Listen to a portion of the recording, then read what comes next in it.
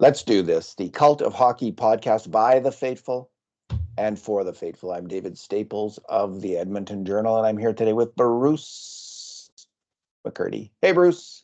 Hey, David, how are you doing tonight? I'm doing good, Bruce. How are you doing? Not good. Not good. Nope, hasn't been a good day, and that was not a good way to end it. The was not a that was not a good way to end it. And I'll just get into this right off the top. The Oilers lose 4-2 to Vegas. And Bruce, this is the second time this year the Oilers have given up third period leads. And good teams don't do that. The Oilers are not a good team right now. Aren't. And they just don't. And tonight, the way they gave it up, I don't remember the particulars of when they gave it up to Carolina, who made the mistakes and how the goals came.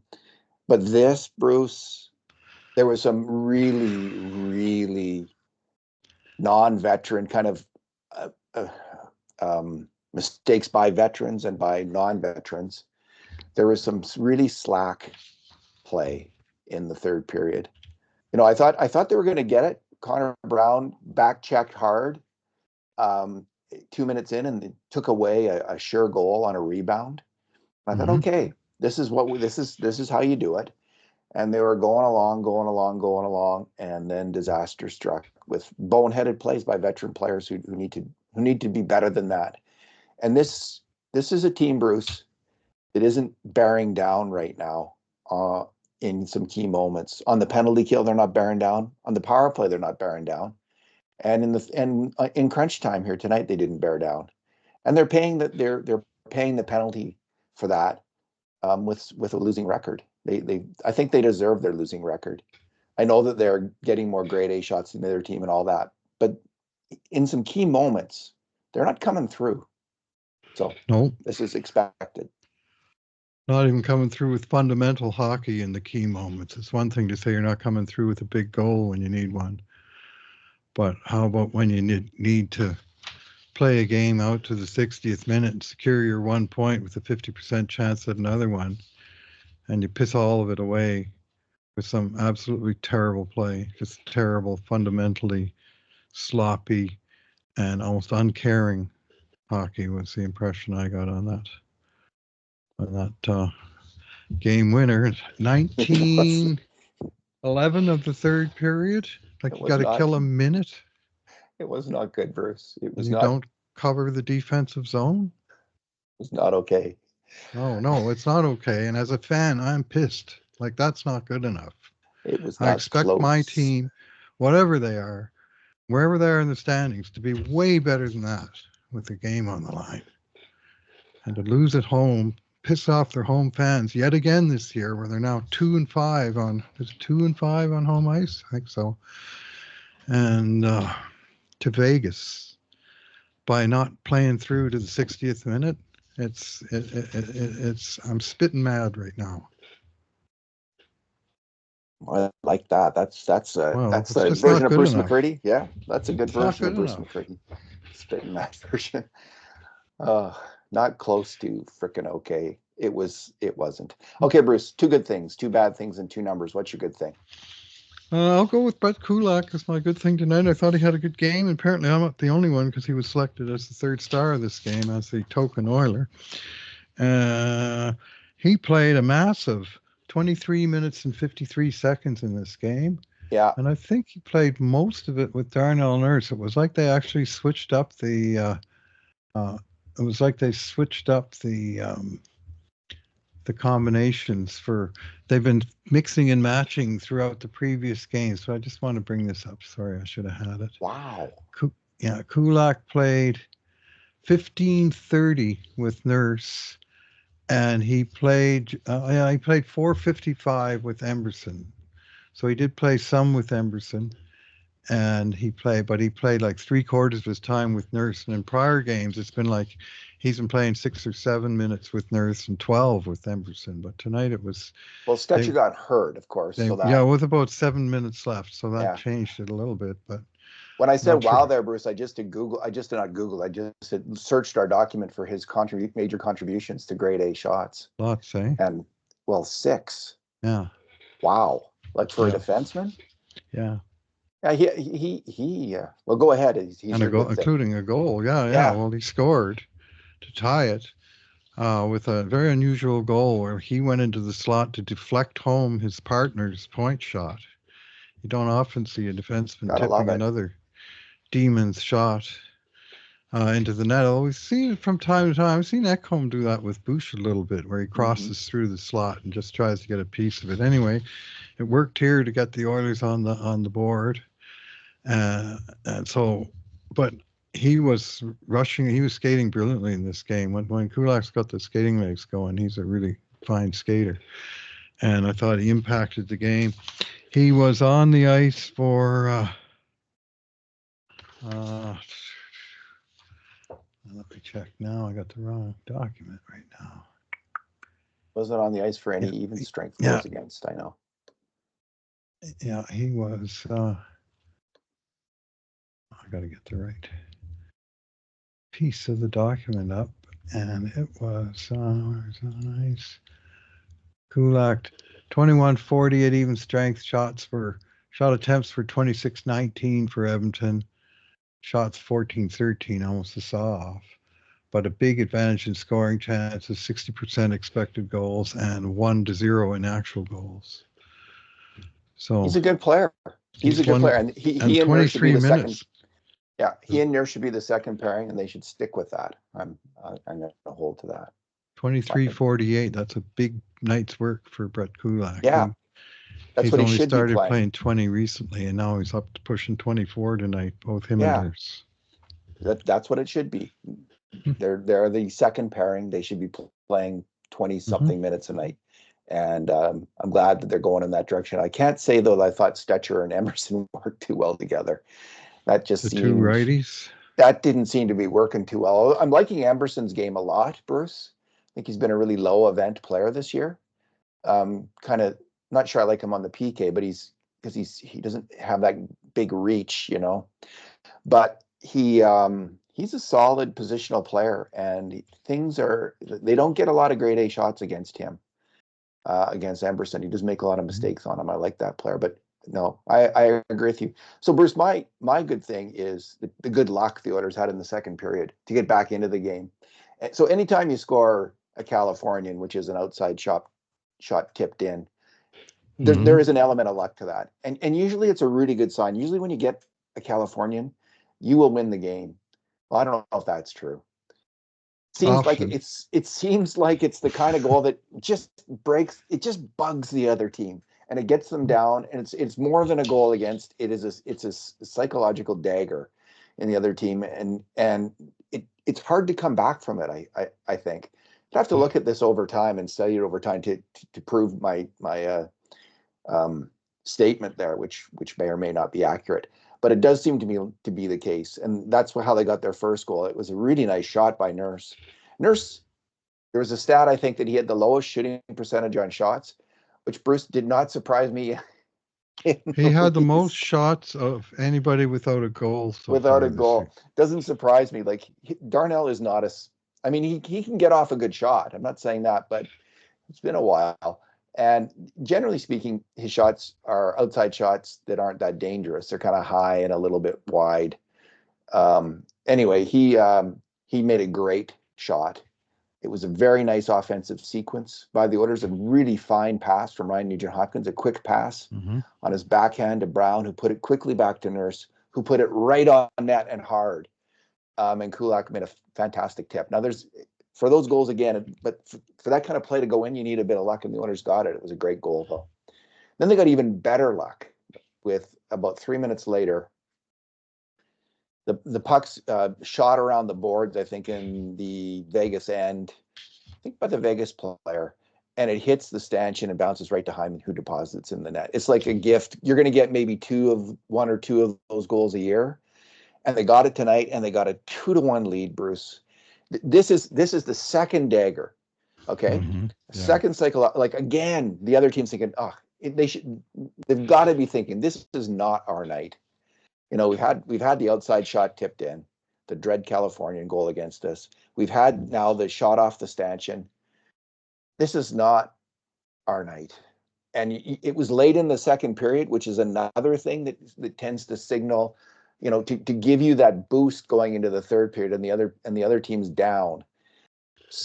But the Oilers couldn't take all that good luck and make something out of it, which kind of makes it doubly bitter in a way, because the grade A shots in the game, by the way, were somewhat even, but Vegas, based on that, was the better team. 13 for Vegas, 11 for the Oilers, and the 5 alarm shots, which are the most dangerous shots, were 7-4 for Vegas. So Vegas was the better team tonight. Mm-hmm. They did deserve the win based on the flow of play, but the Oilers just squandered that good luck. And we're going to get to that right now. What's your bad thing? Yeah, well, it's got to be that game-losing goal against. And regular readers and watchers of the podcast will know how much I personally hate the NHL's cockamamie point system. But as I say that on one side of my mouth, the other side of my mouth is you have to play the rule to the way that the rule is. And my rule is, if you got a tie game in the last couple of minutes, you absolutely cannot afford to do something stupid and give up a goal, because basically you're pissing away a point and a half. Because if you get to the 60th minute, you get a point, and you had a 50% chance then of getting the Bettman point, which is, to me, the third point that they create out of the ether for the winner in gimmick time. But you just have to play fundamental hockey. Well, this is fundamental hockey for the Oilers. They kept it in Vegas zone for a while. They slapped a bunch of passes around the boards to one another, nothing dangerous. And then after they've been out for 30 or 40 seconds and they're puffing a little bit, Vasily Podkolzin from the corner passes back towards his own, in general direction of his own zone, and passes it to the other team. So now they're breaking out. And it's more or less 3-on-3. Yeah. And the Oilers have got 3 pretty good players that are the ones in position. Leon Draisaitl and the top defense pair of Matthias Ekholm and Evan Bouchard. Well, Draisaitl, I don't know what he does, but he absolutely he does nothing. I think is the best description of what he did. He kind of coasted across through the neutral zone, and then he coasted over towards the bench like he was thinking of making a line change, and then he turned around and coasted back into the middle of the ice. Meanwhile, the puck's gone into Oilers territory, and not only has Matthias Ekholm lost the puck battle, he's been flat out beat by the guy who comes off the boards with the puck with Ekholm behind him. And the slot is wide open because there's no center there. Like, the center's 100% job is come back and cover the middle of the ice. Like, period. You got to do it. You got to do it. If you don't do it, you're going to hurt your team, or you have the potential of hurting your team. And tonight, Leon Draisaitl's failure to do fundamental defense cost his team the game. Like, I don't know if there's any other way to look at it. I love Leon Draisaitl, but he stunk on that play. He just stunk on that play. He didn't pay any attention to the fundamentals of hockey, and he cost his team a hockey game. And it's just not good enough. It is not good enough, no matter who the player is, and no matter what his salary is or any of that stuff. You got to play the damn game, and you sure have to play it in the 60th minute of a tie game.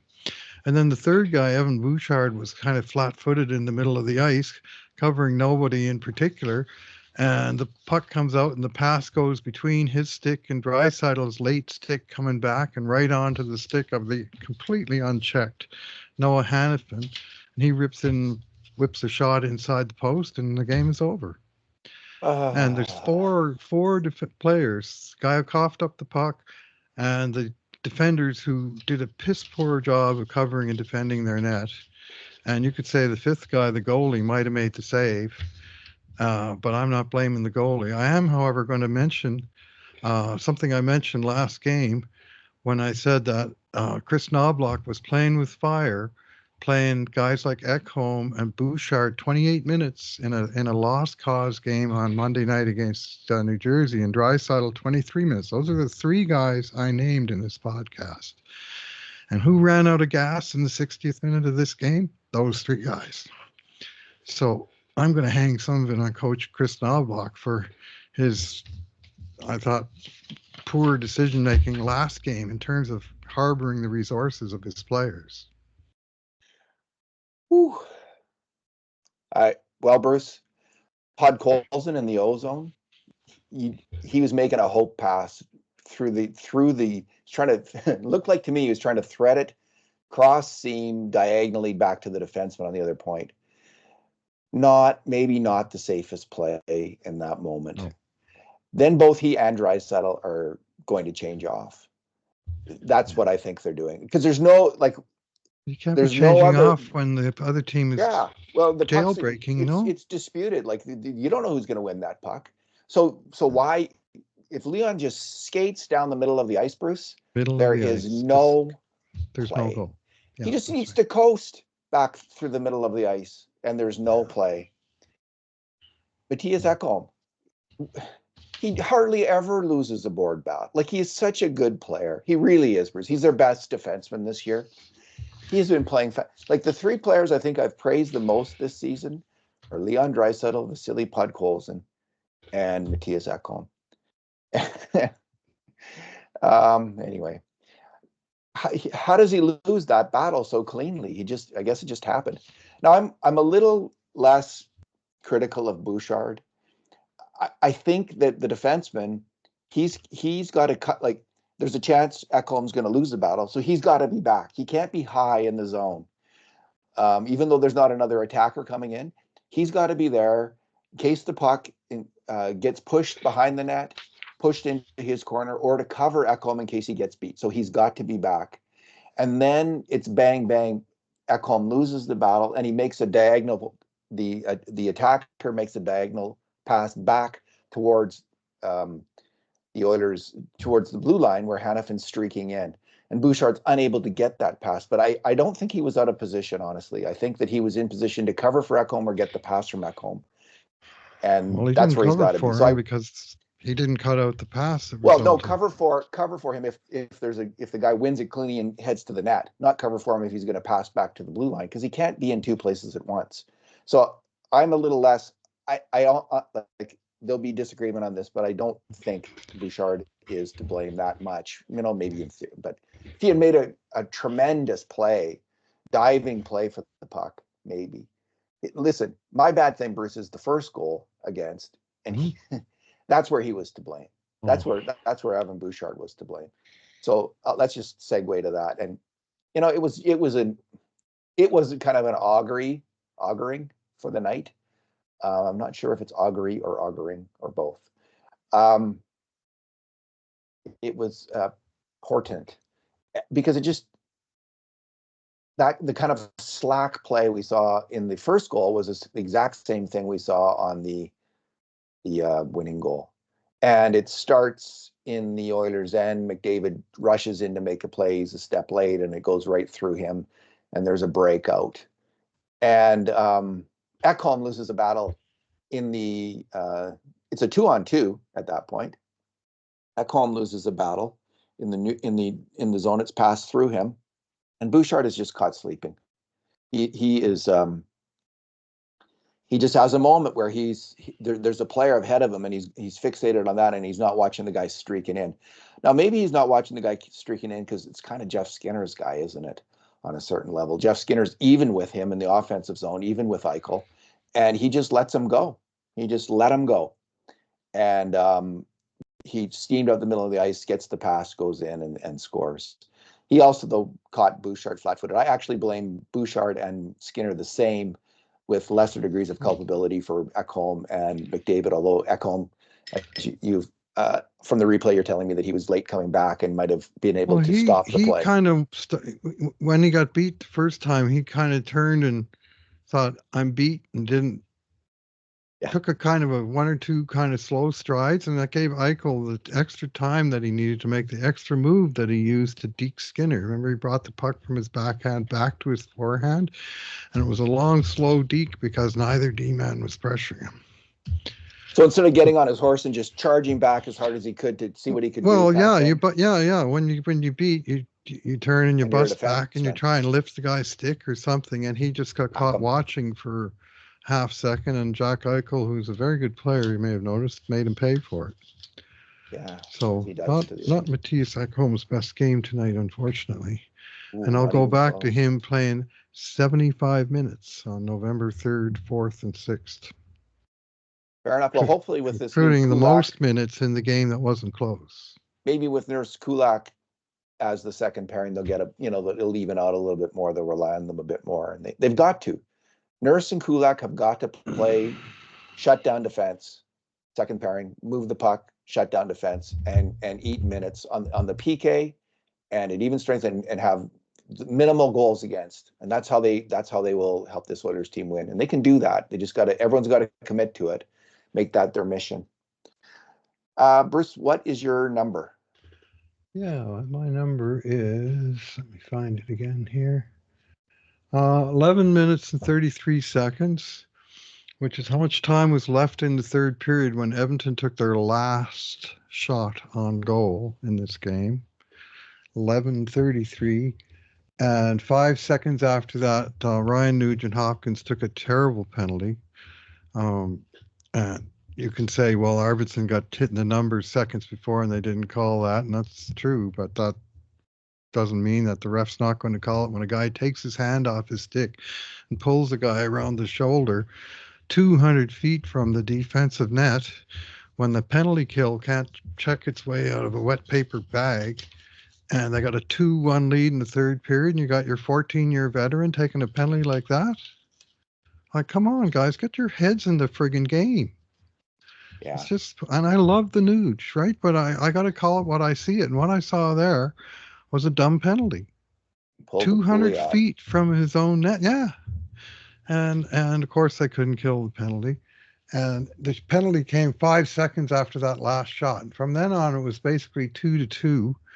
And down the stretch of this game, Vegas outshot Edmonton 8-0. So Edmonton couldn't even, 2-2, they couldn't generate a shot. And then, of course, in that desperation goalie pull, they couldn't get anything going there either. But Edmonton had their last and the game was on shot, the line. Yeah. 5 minutes into the third period. Right, after that, not one. And several by Vegas, eh? And then, 1, 2, 3, 4. Yeah, and 2 goals. 4-0 with the game on the line. Skinner could have, like the winning goal was a tough one. A save would have been nice, but man, he should have had that outside shot from the power. Like, I know it was screened initially, but how did he let that in? He's got to have that, yeah. And Louis DeBruff said he was mad. He should have been mad. Yeah. He did make some good. He played okay, but he didn't play well enough.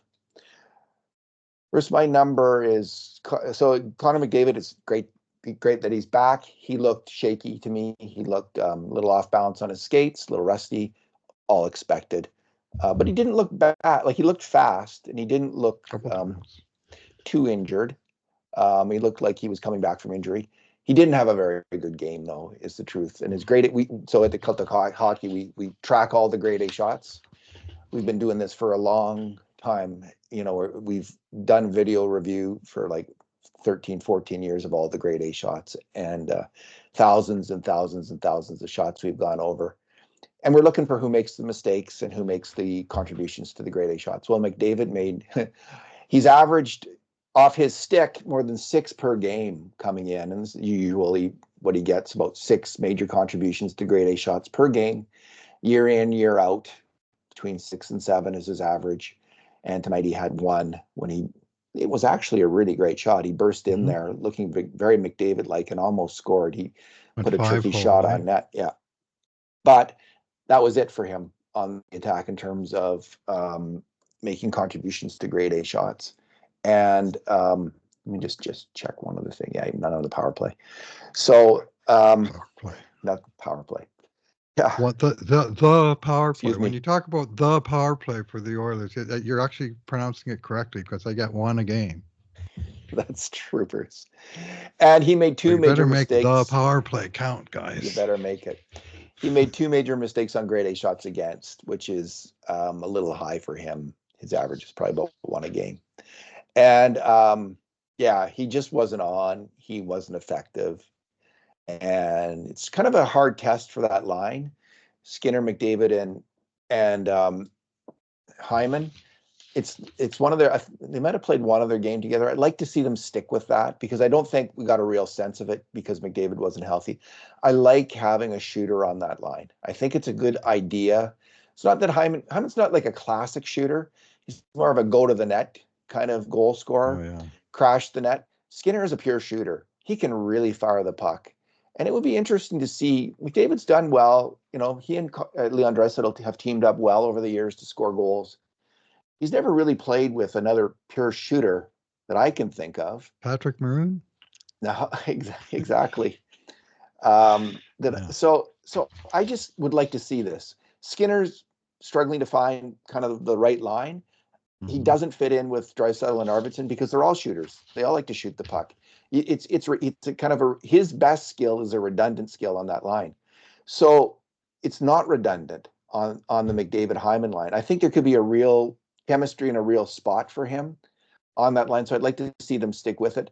But McDavid just didn't have the jazz in his skates, jazz fingers, to make this work tonight, Bruce. He was charging around to little effect, and he was a major contributor on a goal against. So not a great game, to say the least, from McDavid, but fantastic that he's back. Yeah, it's good to see him out there, but there was a time maybe halfway through the first period when he got the puck behind his own net and he came barging up the right wing with the puck, and I'm thinking that can only be McDavid. We've had no other player that's remotely that fast for 4 games now. Yeah. And then, hey, look, the fast Oiler, because he's really the one speedster on the team this year. Because they used to have lost some McLeod. speed. Like McLeod was super fast, and Fogle They was miss pretty his fast. speed. There are Holloway things was you don't fast. miss about McLeod, but his speed is the thing that I miss. Yeah, and his advancing the puck out of the D zone is particular strength of Ryan McLeod's. Alrighty, Bruce. 2 games below. What are they? 2 games below real 500 now, or 3? Yeah, 2? 6, 7, and 1. Okay. And of the 6 teams they've beaten, 1 is in a playoff position. Detroit is 6, 5, and 1, and they're in the 8th and final playoff position in the Eastern Conference. Wow. And the other 5 games that they won against 4 different teams are all against teams that are on the outside looking in. And they have not fared well against good teams, and they've also lost some games to some not very good teams. So their schedule has not been tough. It hasn't, I agree, and they've blown it. And they've, and they finally got up their foot, they got in front of, or at least even to 500 on Sunday when they beat Calgary to 6, 5, and 1. Then they come home and just 2 rancid losses. What do you make of the team, Bruce? What do you think of them, like in terms of what they where they your diagnosis on this team? What's going on, would you say?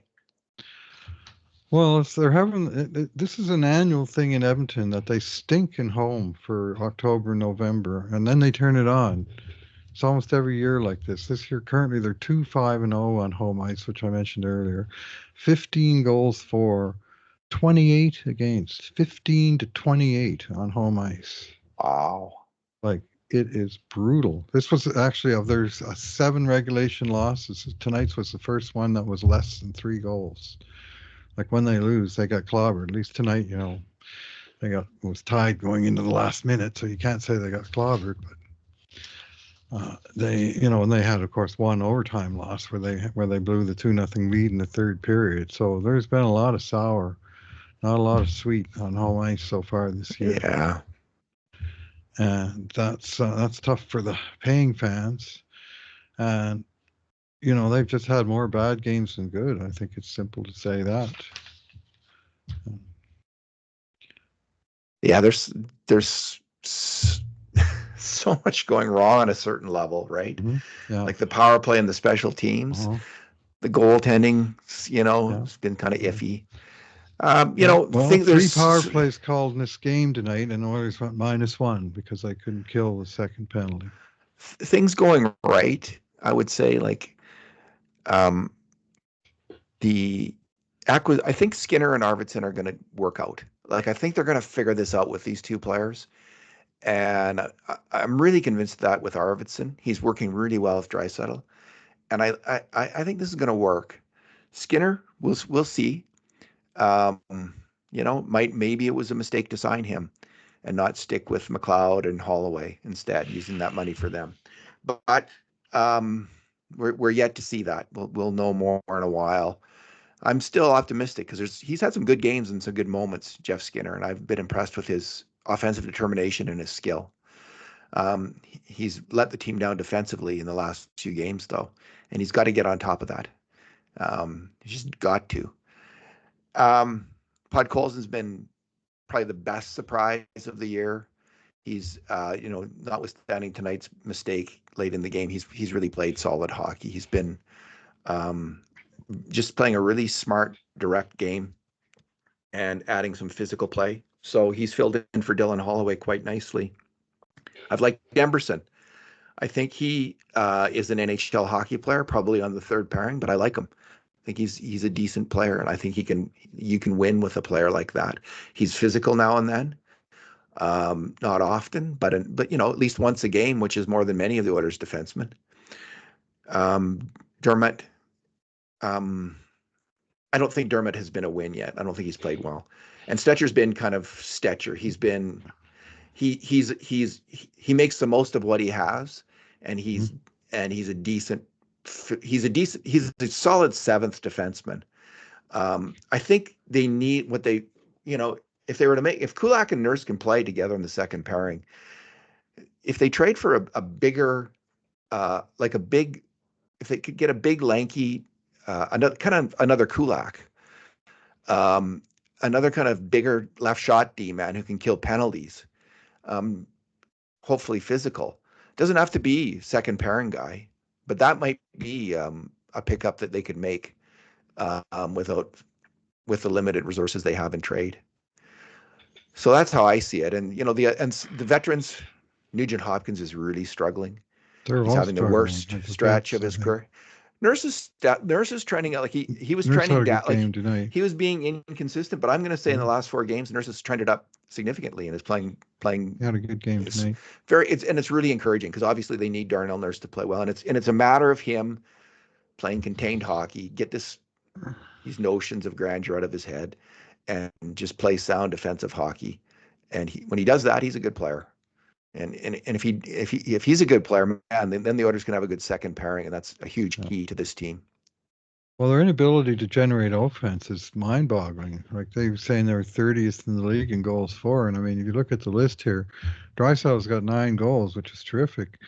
Next best on the team is 3 in 14 games. That's like a 17-goal pace on the season. So it's not enough. How many points does Bouchard have? Bush has, I've just got the forwards up at the moment.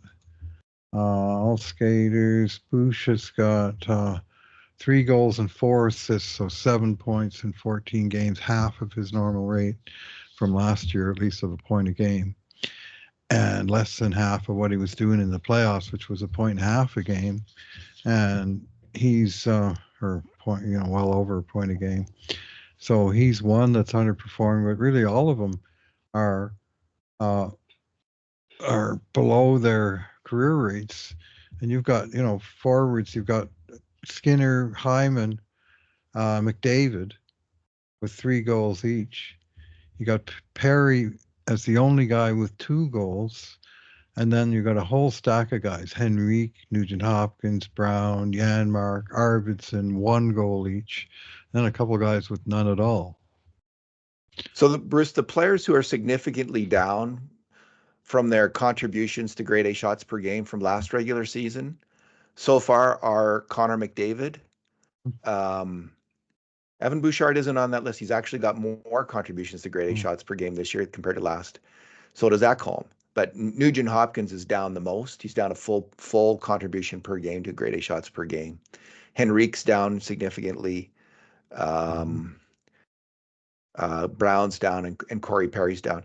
The other thing I would say on the state of the team is, so they've sent down Kajula and Phelps, and I just honestly think it's a mistake. They're a better team. They're a more lively team. They're a more physical team. They're a more dangerous team when Phelps and Kajula are in the lineup as compared to Corey Perry and Derek Ryan. And I guess there's reasons for it. I mean, the coach is a very smart coach. He's an excellent coach. Mm-hmm. And there's also salary cap reasons probably that this is going on. But I don't like it. I don't like it. I think they should be playing. I think they've earned it. They're better players and they should be playing. And the Oilers look old. Do they And ever? their two oldest players aren't helping because they're looking old a lot of the time. Like, all due respect, they're just not. They're not that sharp. Well, Derek Ryan went back in the team tonight, and he played 11 minutes, which is pretty fair amount for him. No shot attempts. You know, Yeah. so you're not going to. Anyway, his shot shares, well, shots on goal weren't good, but his expected goals rate tonight was 34%, Ryan. So Yeah. it's not a magic bullet, but it's an indicator. You know, we want to be about 50% in that category because we're trying to factor not just how many shots were taken when they were on the ice, but how dangerous they were, you know, in general, and come up with a sort of a quality, a smart Corsi kind of thing is expected goals. And Perry when has you're in the moments where he looks 30s, dangerous, yep, but yep, he's not yeah. Well, because he he's in can't close. real Like tight to the net. Well, he's got 2 goals, David. He's ahead of like 7 forwards on the well, there team. you go. Fair enough. So, you know, it's a sad 3 state of points. affairs, but you Yeah. got a whole bunch of Brown and guys that are Janmark and like Henrique and they never score. Nuge. Yeah. And Arvidsson, one each. 5 guys that are sort of in the middle 6 of your lineup.